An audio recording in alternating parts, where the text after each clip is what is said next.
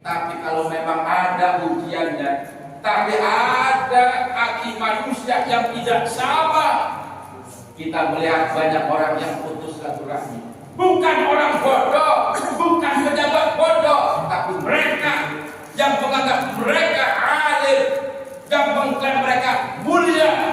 Ternyata orang-orang yang kita anggap mulia, hebat, alim, mereka sendiri yang bermusuhan dengan orang lain.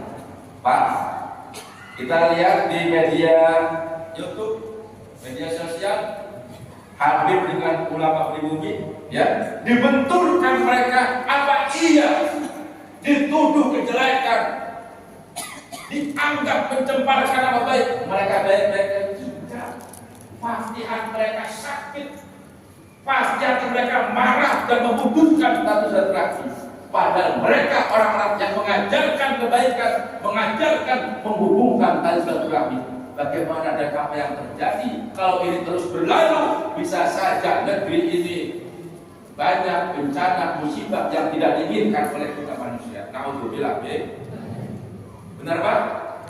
Habib yang ribut itu, yang merahnya kiai, yang merahnya hafiz Quran, yang ahli hadis, mereka yang ribut. Kita yang nggak hafal Quran, nggak tahu hadis, bukan pejabat, tenang-tenang saja.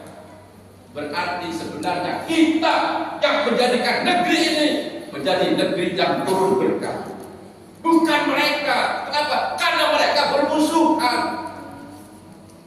Betul? Kita Pak yang bikin berkah, yang memakmurkan masjid, yang menjalankan sholat, yang duduk di majelis taklim, bukan mereka. Kenapa? Mereka bermusuhan. Mereka mengaku paling benar dan menyalahkan orang lain. Padahal kita menganggap mereka orang yang mulia, orang yang berilmu, orang yang memberi fatwa tentang kebaikan-kebaikan. Maaf Bapak Saudara Ibu, bahkan saya kemarin ya, ada kumpul-kumpul dengan MUI itu di Cilegon, yang katanya dari MUI Banten sudah turun ke lapangan ya, melihat pagar laut tidak tenang itu. Ya benar kan? Itu dibahas di Basul Wasail. Katanya MUI pro Cina. Ya, betul. MUI disogok, dibayar, benar enggak? Enggak kan? Berarti fitnah memang terjadi. Tapi menurut info ya, walaupun ada pembelian sedikit, jangan kadang-kadang buat uang tekstil. Orang saya juga temannya MUI, saya tidak mau masuk MUI. Ini beneran ada. Kemarin tuh ribut itu. Katanya kita tunggu kiai itu dan jauh kan? Ya, pro dan kontra. Padahal saya sama orang Islam. Yang kita harus pusing, jangan orang Islam, jangan masyarakat, jangan kiainya. Wong Cina nggak sih perlu diterima.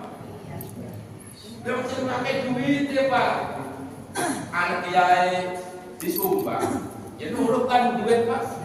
Makanya bapak-bapak, rabi-rabi yang pengen nurut, untuk disumbang terus tiap juta pecis. Malah juga ngajak nih toko murni. Ya Pak, enak kan? Kalau nangis tiap hari tapokannya tapi dengan uang merah 100.000. Ya, senyum, betul? Ini fitnah Pak. MUI difitnah. Yang buang dan pagar laut diacak-acak juga jadi fitnah. Intinya ada yang punya kepentingan untuk menghancurkan negara Indonesia, terutama umat Islam di Indonesia. Kamu tuh bilang deh. Padahal kalau negeri itu beriman dan bertakwa, memegang keteguhan keyakinannya, apa kata Allah? Bismillahirrahmanirrahim. Enak berat? Namun harus ngomong orang enak kan balik gitu lah. Wakil bapak sore enak. Walau anna ahlul qura amanu wattaqau lafatahna alaihim barakatim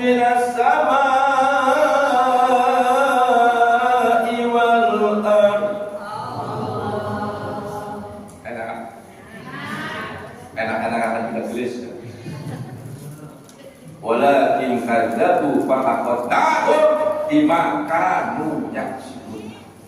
Jikalau seandainya penduduk suatu negeri beriman dan bertakwa, lafatahna alaihim barakatin minas samai wal ardh. Allah mempunyai janji membukakan pintu barokah dari langit dan dari bumi. Tapi ketika mereka jauh daripada keimanan, mereka tidak bertakwa, walakin kazzabu fa akhadnahum bima kanu yaksibun. Adapun bencana, longsor, banjir, perumahan penuh dengan air karena mereka jauh dari perbuatan yang diperintahkan Allah. Ingat, amalu di sini menurut satu tafsir dikatakan orangnya beriman dan tidak berbuat kesyirikan. Orangnya beriman tapi dia tidak menyembah pimpinan. Orangnya beriman, dia tidak berbuat kesyirikan. Alhamdulillah, kalau kita tidak akan mungkin berbuat kesyirikan. Penuh dengan hidayah. Kita tidak menyembah batu besar, kita tidak menyembah kuburan, kita tidak menyembah pohon besar. Tapi ada kesyirikan yang tidak luput dan jarang orang lolos dari kesyirikan ini. Apa? Artinya ria, Pak. Kita insya Allah selamat, tidak nyembah batu besar, tidak nyembah kuburan, tidak nyembah atasan, pejabat, komputer dan sebagainya. Tapi ada syirik yang jarang manusia lolos, yaitu ria. Ada indikasi menginginkan pujian orang lain, bukan ridho Allah Subhanahu wa ta'ala. Ya kadang-kadang ada, ya. Kata suami ibu, oh ma, panggilnya apa bahasa suaminya bu? Kenal? Nong. Bu. Suaminya panggilnya apa? Ayam beb. Aduh. Ayam beb kayak pemborong aja suaminya. Ayam beb ya? Mama mungkin ya? Yang kondisional Pak. Perempuan itu panggilannya kondisional. Ya, kalau lagi banyak uang, papa. Ya kan? Uangnya lebih banyak, kebetulan borongannya sukses, papi. Banyak uang, beli mobil, Avanza, Pajero, ganti panggilannya pipa. Ya kan kondisional ya. Papa, papi, pipa, semakin kaya. Ya. Pipa, ayo kita kondangan. Iya para lor. Jadi ibuku dipanggil para lor. Kalau saya dipanggil istri AA. Saya kan masih muda, Bu. Alhamdulillah. Masih muda kan? AA, ayo kita kondangan. Iya nenek. Ya namanya masih muda, bolehlah dipanggil dengan manja. Sayang, memang suami pengennya begitu, Bu. Istri pun begitu, pengennya dimanja. Ya. Suami pun pengennya dimanja juga, sama-sama manja. Tapi kalau tujuannya ibadah, insya Allah berkah. Amin ya Rabbal. Kemudian bertakwa. Orang yang menjalankan perintah Allah dan menjauhi segala apa yang dilarang oleh Allah. Kalau ini, Bu, suaminya berbuat kesyirikan, maaf, contoh, Papa semenjak pakai cincin ini, Pak, Papa berdiri di depan perapatan, Papa tangannya begitu, angkat berhenti, Mak, sakit bercincin ini. Bisa. Papa keluar rumah tangan pakai cincin, gituin motor pada berhenti. Misal, Papa kalau haus, Pak, Pak minta air putih, kemudian dicelupin cincin Papa ini, oh berhenti, hausnya hilang loh Pak. Sirik itu sirik Pak. Tidak ada kalimat ikhtiar, tidak ada kalimat syariat. Kalau meyakini termasuk syirik, termasuk yang punya indikasi syirik yang mengharap pujian orang lain adalah artinya. Dari iman di sini adalah iman yang tidak berbuat kesyirikan. Maaf, Bu, berkah akibat orang yang tidak menjalankan keimanan dan ketakwaan Anda, ternyata ada yang dinamakan nikmat itu bisa menjadi laknat. Nikmat bisa menjadi laknat. Contoh air. Ibu minum air. Enak? Ingat gak itu nikmat? Yang benar ingat. Ibu pagi-pagi mandi, bukan mandi malam, pagi mandinya. Kan beda Pak itu. Kalau mandinya sebelum subuh mungkin bukan mandi biasa, kan? Kalau mandinya pagi kan mandi biasa berarti Pak. Ya. Badannya segar, nikmat ya. Ibu ingat yang menciptakan air itu siapa? Ibu baca bismillah. Ibu bikin teh manis, gulanya sudah diletakkan di gelas, teh jeruknya sudah ada. Ibu air panas dan dituangkan, diaduk, diminum, manis, nikmat. Ternyata ada nikmat kecil yang kita lupa mensyukuri. Nikmat itu ternyata bisa menjadi besar. Contoh, tadi ibu lupa minum itu airnya pemberian Allah, nikmat dari Allah. Tadi ibu lupa yang buat mandi adalah air buatan Allah dan dari Allah, dan nikmat. Ketika kita lupa mensyukurinya, ternyata bisa menjadi laknat. Contoh, bagaimana kalau air itu berada di halaman rumah kita sampai masuk ke dalam rumah kita, nikmat apa laknat?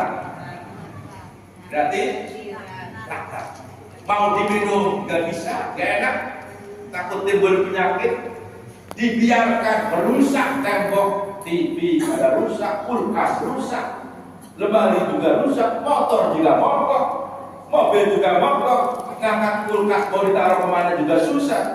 Orang airnya di halaman rumah kita, berarti nikmat menjadi laknat. Kemudian angin, angin tahu angin? Angin ya, Pak. Bapak pulang kerja jam 5, badan gerah, penuh keringat. Biasanya Bapak apa itu? Setel, nyalain AC, setel kipas angin kos-kos nomor 4. Adem kan Pak? Adem? Ingat gak anginnya nikmat dari Allah? Pak, ingat? Ya benar Pak. Saya itu jarang ingat, masa Bapak ingat? Kita lupa Bu. Kita nggak bismillah, nggak bersyukur. Nyetel aja kipas angin nomor 4, nyetel AC. Lupa kita nggak kepikiran karena itu nikmat Allah. Kita anggap nikmat yang kecil, kita anggap bukan nikmat.